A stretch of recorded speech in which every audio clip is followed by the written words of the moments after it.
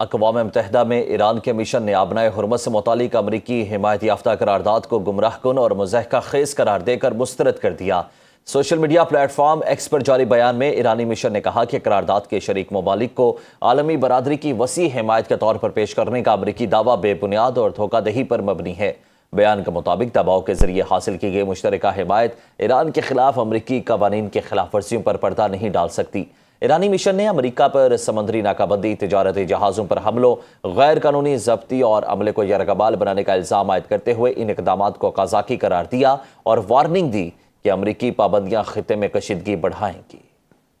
امریکی فوج کی سینٹرل کمانڈ نے ایرانی بندرگاہوں کی ناکہ بندی جاری رکھنے کا اعلان کیا ہے۔ ترجمان کے مطابق اب تک 67 تجارتی جہازوں کا رخ موڑ دیا گیا۔ امدادی سامان سے لدے 15 جہازوں کو گزرنے کی اجازت دی گئی۔ ناکہ بندی کی خلاف ورزی پر 4 جہازوں کو نکارہ بنا دیا گیا۔ رواں ہفتے کے آغاز میں مزید 2 تجارتی جہازوں کو ریڈیو وارننگ اور چھوٹے ہتھیاروں کی فائرنگ کے بعد واپس موڑ دیا گیا۔ ایرانی فوج کے ترجمان بریگیڈیئر جنرل محمد کرمینیا نے واضح کیا کہ امریکہ اور اسرائیل کے خلاف جنگ سے پیچھے ہٹنے کا کوئی راستہ نہیں۔ انہوں نے بتایا کہ امریکہ کے ساتھ جنگ بندی کے باوجود ایرانی فوج مکمل طور پر الرٹ اور تیار ہیں۔ ترجمان کے مطابق آبنائے ہرمز کے مغربی حصے کو باسران انقلاب IRGC کی بحریہ اور مشرقی حصے کو باقاعدہ فوج کنٹرول کرتی ہے۔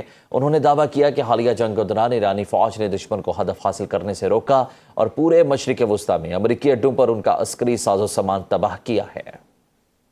امریکی سینٹ میں ایران کے خلاف جنگی اختیارات محدود کرنے کی قرارداد صرف 1 ووٹ کے فرق سے ناکام ہو گئی۔ عرب میڈیا کے مطابق سینیٹر جیف مرکلے کی پیش کردہ قرارداد کی حمایت میں 49 اور مخالفت میں 50 ووٹ پڑے۔ قرارداد کا مقصد ایران کے خلاف فوجی کارروائی کے 60 دن گزرنے کے بعد وائٹ ہاؤس کے لیے سینٹ سے باضابطہ منظوری لینا لازمی بنانا تھا۔ سینٹ نے مقررہ حد کے بعد جنگ جاری رکھنے پر پابندی کی یہ قرارداد مسترد کر دی۔ ایرانی وزیر خارجہ عباس عراقچی نے کہا کہ اسرائیل کے ساتھ گٹھ چوٹ کرنے والوں کو نتائج کا سامنا کرنا پڑے گا۔ انہوں نے ایکس پر بیان میں کہا کہ نیتنیاہو نے اب کھلے عام وہ بات ظاہر کر دی جو ایران کے سیکیورٹی ادارے بہت پہلے ایرانی قیادت تک پہنچا چکے تھے۔ عباس عراقچی نے کہا کہ ایران کے عظیم عوام سے دشمنی مول لینا ایک احمقانہ جوا ہے اور اس مقصد کے لیے اسرائیل سے گٹھ چوٹ کرنا ناقابل معافی عمل ہے۔